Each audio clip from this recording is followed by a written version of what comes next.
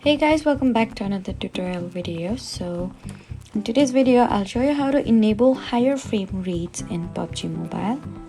So first open PUBG Mobile and then go to the settings menu.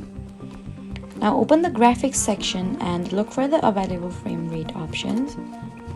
And if your phone supports a 90 FPS mode and PUBG Mobile makes that option available for your device, then select the highest supported frame rate.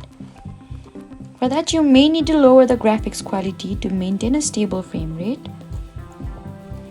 If 90 FPS isn't available, it may be because your device or the current game version doesn't support that setting.